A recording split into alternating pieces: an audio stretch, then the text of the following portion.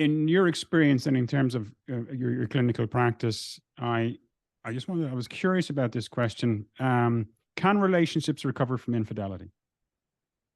I wanted to get your perspective. Yeah. Well, infidelity. Infidelity is almost always a destroyer, I think, in relationships. Particularly, I suppose there's a timing factor. You know, it probably has a greater sort of destructive quality at the beginning than it does a little later, although also has the power to destroy it. It also depends why it happened, how it happened. You know, was it a one-night stand? Was it with drink? Was it opportunistic? Was it, you know, was it unintended? Or was it, you know, did it involve lying over 6 months, 2 years? And was there love? You know, was it a love affair?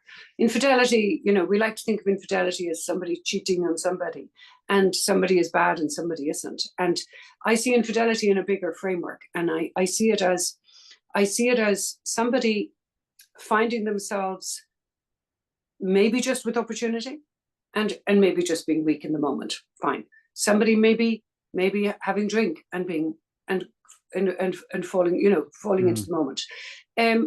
Not admirable, maybe, not great, whatever. But there's all sorts, you know, you may not admire the person for it, but, you know, we're just people. People make mistakes. That's the world we navigate. But I think that also there is usually something shifting around it. You know, we like to think it's just somebody, you know, does the wrong thing. But usually behind it, there is it's often a reach out for independence. It's a reach out for maybe more sex. Maybe it's a reach out for more satisfaction. That was always the old style thing. Oh, somebody's not getting what they need at home. You know, well, it's a much bigger picture than that. I often think it's also, is somebody reaching out for that sort of part of themselves that they feel has sort of died in the relationship, or is dying. And those kinds of situations, they can be fixed, because maybe the person still does love and want the relationship that they're in, but this act of sexual infidelity has in some way put words on or acted out what should have been spoken out. And I suppose that's where I come in often, is in drawing that together. And I've certainly seen that many times, and I've seen it successfully dealt with. Trust obviously can be difficult afterwards, but good couples can work that out, you know. Yeah, I think now if it's a 20-year affair, we're talking about a different level. So there's a few levels there. On your podcast, there was a fascinating story. You were treating or working with a man who was seeing an escort at lunchtime, right? Yes. Amazing. Yeah. Right? And it was. I mean, almost every lunchtime.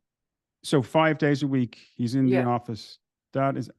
What do you think how prevalent is sex addiction? Would you describe that to sex addiction, or is there something else going on there? Yeah, I think I thought it was very interesting and funny. I just did a podcast yesterday. We talked a lot about addiction in relationships, and sex addiction was one of them. And I would say there's often something else going on, but there's sometimes not something else going on.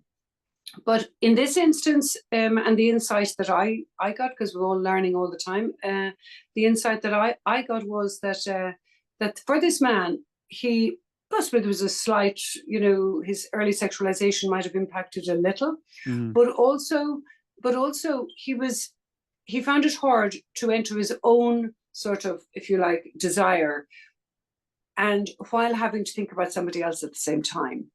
And so he wasn't really able to be in relationship and be very sexual.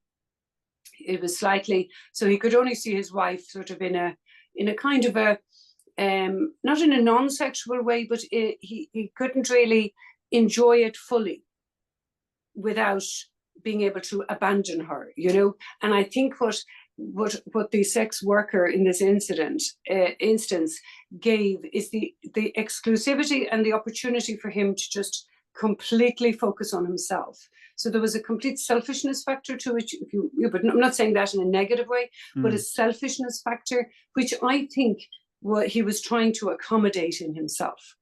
and in some way not break his marriage up at the same time. So there was a kind of, and then it grew to an addiction. It grew to an addiction because, because of course, sex, like many other things, brings up all these endorphins in us, and they bring up the oxytocin, as we mentioned. There is a kind of a dopamine lift as well. So there's a kind of a mood lift to it. And so that's where the addiction can come in. There can be a kind of a physiologically addictive factor to it as well. And can you work with clients? And what percentage are male, by the way, and what percentage are female in your? Kind of 50-50, because I was just mentioning that to you at the outset. I think it just comes from the fact that I always worked in the corporate world in my sort of practice.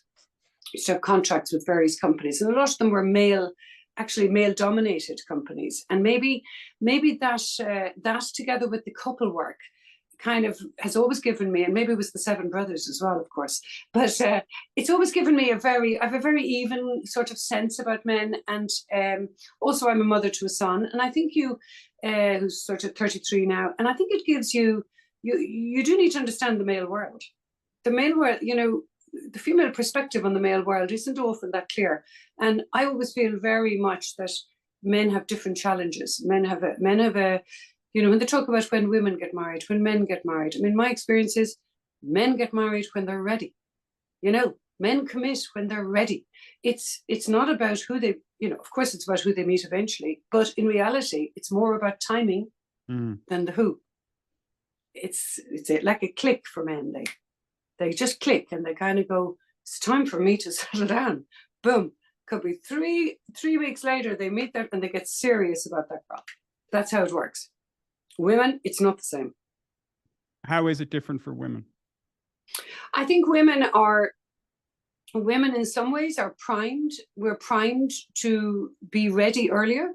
I think men are also, they want to be, and again, this is the evolutionary thing. Men want to be capable of their own independence. They want to be able to provide. They want to be able to look after a woman if that woman is with him, and to be able to provide the kind of inside themselves without even articulating it. That's what they're trying to do. And when the money comes in and they realize they've got the house, they've got the mortgage in order, what's the next thing? Boom. That's how it happens. But for women, on the other hand, we're at an evolutionary level, we're ready. We're ready very early. And now some women are taught, and we're in Ireland seeing it, we're taught to build career first. And to be, to stay in education. And that has deferred women's desire, I think, to settle, which I think is a good thing, I have to say. Because I think then you have mature, I know we can talk about all the having babies early and all that malarkey, but, in reality, I think it makes mature women make good mothers, good, happier lives, build better lives for themselves, for their children, for their families, all of that. So, yeah, I see it as a plus. Hello, everyone. That's a short clip from episode 20 with Stephanie Regan. Stephanie is a clinical psychotherapist and an expert in marriage, relationships, infidelity, everything to do with couples counselling. So for the full episode, click right about here, and the subscribe button should be right about here. So thank you.